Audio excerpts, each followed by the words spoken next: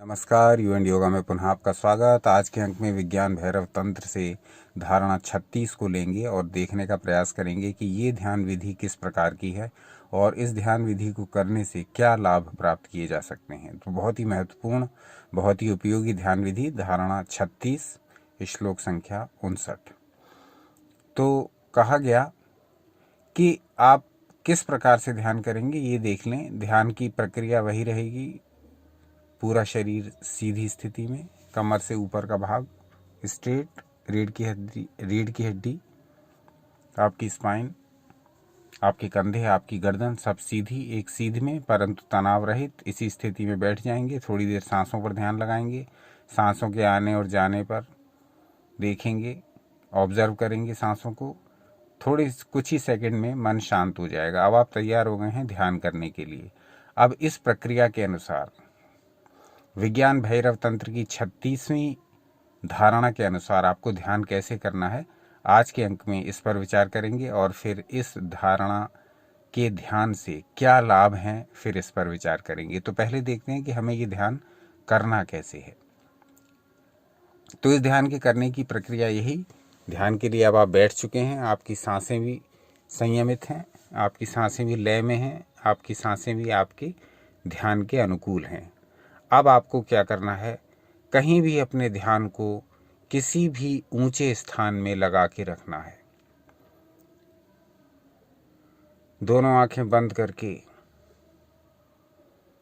इस ध्यान को कर सकते हैं और दोनों आंखें खुली रख के भी। अब आप ऊंची से ऊंची वस्तु को देखने का प्रयास करिए।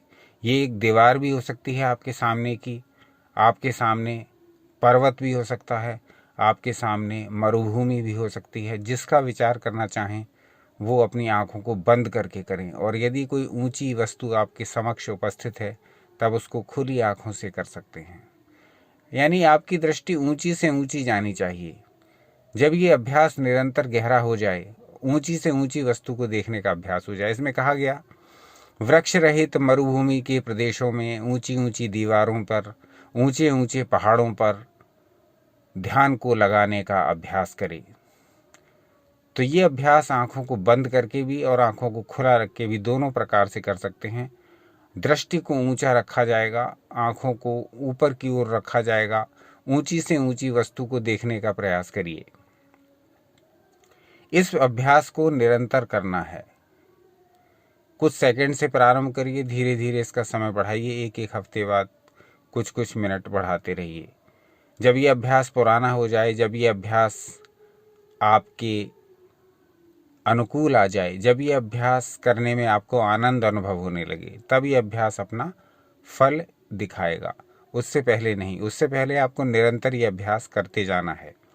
ऊंचे से ऊंचे स्थान पर अपनी दृष्टि को जमाए रखने का अभ्यास। तो अब इससे होता क्या है ये देखते हैं।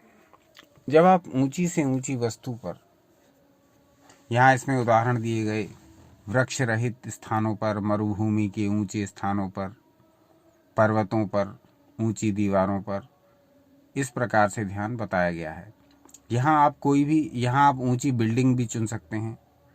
ऊंची ऊंची जो मल्टी स्टोरी बिल्डिंग है उन पर भी ध्यान लगा सकते हैं। तो कहने का तात्पर्य ये कि यदि आप दृष्टि को ऊंचा रखने का अभ्यास करेंगे इस ध्यान में, इस ध्यान विधि के अनुसार, तब धीरे धीरे आपका मन किस प्रकार की अवस्था को प्राप्त करेगा। इसके लिए कहा गया, हमारा मन शून्यता की अवस्था को प्राप्त करने लगता है शनह शनह, धीरे धीरे। जब धीरे धीरे शून्यता की ओर हमारा मन बढ़ने लगता है, तब ये समाधि की अवस्था, तब ये ध्यान की परम अवस्था आने लगती है। क्योंकि शून्यता को पाना ही ध्यान का उद्देश्य है। ध्यान का क्या उद्देश्य है? आपने बहुत सारे ध्यान के बारे में पढ़ा होगा, सुना होगा, किया भी होगा। तो वहाँ सब जगह मन को खाली ही करना होता है। मन को शून्यता से, यानी जब मन खाली हुआ तो उसमें क्या भर गया? शून्य। प्रकृति कभी खालीपन पसंद नहीं करती। यदि आप पॉजिटिव नहीं है तो आप नेगेटिव हो जाएंगे। यदि आपके अंदर पानी नहीं भरा है तो हवा भर जाएगी। प्रकृति कभी भी शून्यता पसंद नहीं करती है। यदि किसी व्यक्ति की मृत्यु हो गई तो या तो उसका अंतिम संस्कार हो जाएगा, नहीं हुआ तो प्रकृति उसको छोटे छोटे सूक्ष्म जीवों से उसके शरीर को नष्ट करवा देगी। प्रकृति कहीं भी खालीपन या शून्यता को पसंद नहीं करती है। प्रकृति का कार्य करने का एक अलग ढंग है। हम जीव, प्रकृति और परमात्मा, ये तीनों एक ही कड़ी के अलग अलग अंग हैं। तो हमारा मन जो है वो इस प्रकार का है कि वो खाली रह ही नहीं सकता। तो अब होता क्या है कि जब इस अभ्यास के करते करते हमारे विचार खाली होने लगते हैं, जो हमारे मन में हर तरह की थिंकिंग होती रहती है, हर तरह के विचार ठूंसे हुए हैं, भरे पड़े हैं, वो विचार हमें परेशान नहीं कर सकते। फिर हम अपने विचारों को अपने अनुसार चूज कर सकते हैं, अपने अनुसार उनका चयन कर सकते हैं, कौन से विचार हमारे भीतर आने चाहिए और उन विचारों को हम कैसे क्रियान्वित करेंगे। ये सारी बातें ऑटोमेटिकली ही माइंड फिल्टर करता रहता है। फिर यदि आप शून्यता की ओर बढ़े, यदि आपने शून्यता की अवस्था प्राप्त की, थॉटलेस अवस्था प्राप्त की, तो इसका सबसे बड़ा फायदा आपको ये होगा कि आपका मन खाली होगा। खाली मन में आप अपनी इच्छानुसार विचारों को भर सकते हैं। अब इसे ऐसे समझिए कि आपको एक ऐसा कमरा मिला जिसमें प्रत्येक प्रकार की वस्तुएं भरी पड़ी हैं और उनमें से 90% आपके काम की हैं ही नहीं। तब आप क्या करेंगे? सबसे पहला काम कि उस कमरे को खाली करेंगे, उस कमरे को पूरा खाली करेंगे। जब वो कमरा पूरा खाली हो जाएगा तब आप अलग अलग स्थानों पर उस कमरे में अपनी इच्छित वस्तुओं को रखेंगे।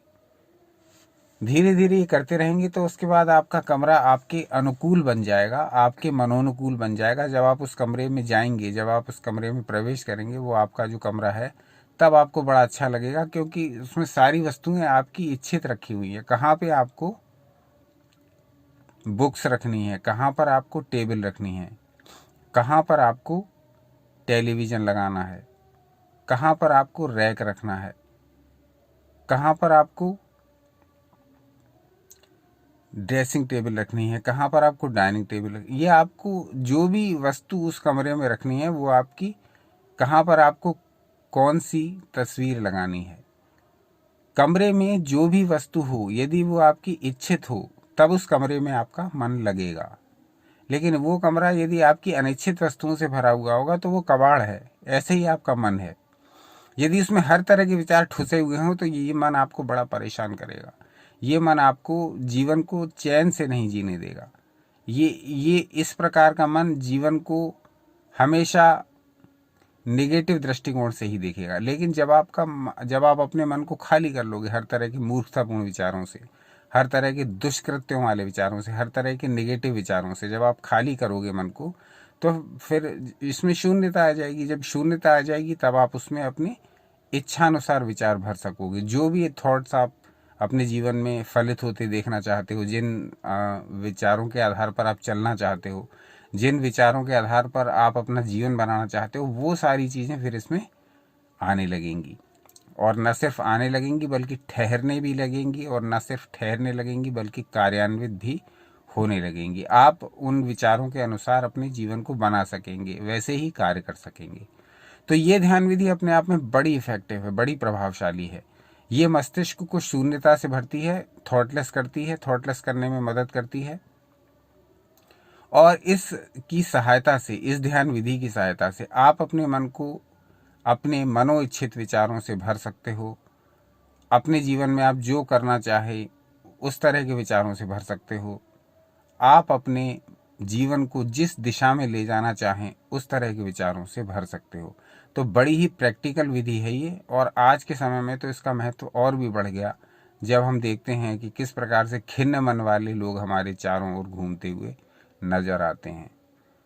उदासी, खिन्नता, क्रोध, चिड़चिड़ापन, डिप्रेशन, तनाव, अनिद्रा, ये सब मन के खाली ना होने के ही तो दुष्परिणाम हैं, जिनको अलग अलग रोगों को नाम दे दिया गया है। ये डिसऑर्डर, वो ओसीडी।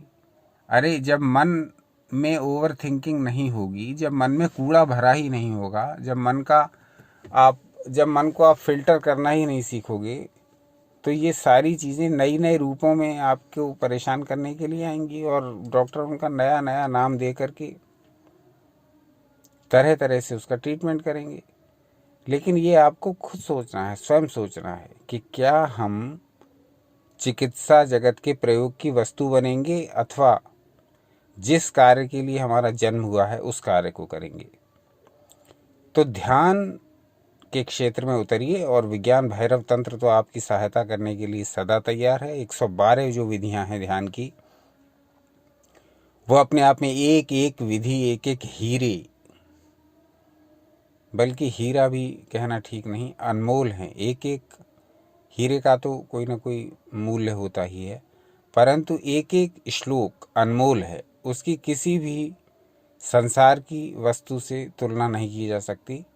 एक एक श्लोक अपने आप में अनमोल है। लाखों वर्ष, करोड़ों वर्ष बीतने के बाद भी एक एक श्लोक इतना महत्वपूर्ण है कि आज के मॉडर्न वर्ल्ड में भी उतना ही उपयोगी सिद्ध हो रहा है जबकि इसकी रचना की गई होगी तब ये था। तो आप अपने जीवन के मूल्य को समझें, विज्ञान भैरव तंत्र में दिए गए ध्यान के प्रयोगों को करें। आज का ये जो प्रयोग था ये बड़ा उपयोगी है, इसको स्वयं करके देखिए और फिर जब शून्यता की स्थिति प्राप्त होने लगे तब भी बताइए। इस प्रयोग को करते समय जो कठिनाइयाँ आती हैं वो भी बताइए।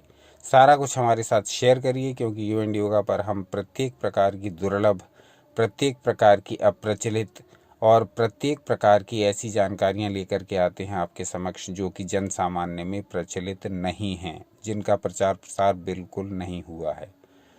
तो आज का अंक कैसा लगा एक तो ये बताइए। अब इसका फल क्या होगा? फल ये होगा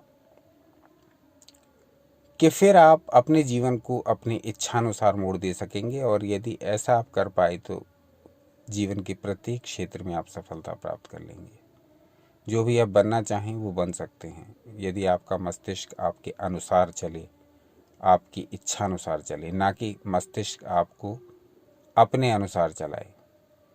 घोड़ा यदि आपको जहाँ ले जाना चाहे आप वहाँ जाना पसंद करेंगे, या आप घोड़े पर बैठकर जहाँ आप जाना चाहें वहाँ जाना पसंद करेंगे। ये आपके ऊपर है, आपके विवेक के ऊपर है। जीवन आपका है, निर्णय आपका है। तो आज का अंक कैसा लगा एक तो ये बताइए। दूसरा, अपने सुझाव भी दीजिए। शीघ्र ही रावण संहिता प्रारंभ करने वाले हैं और दूसरे कुछ अन्य बड़े रोचक ग्रंथ भी हमको मिले हैं अलग अलग विषयों से संबंधित, वो भी आपके समक्ष लेकर के आएंगे। बने रहिए हमारे साथ, देखते रहिए यू एंड योगा। अपना अनमोल समय हमें देने के लिए बहुत बहुत धन्यवाद। सदा आनंदित रहें।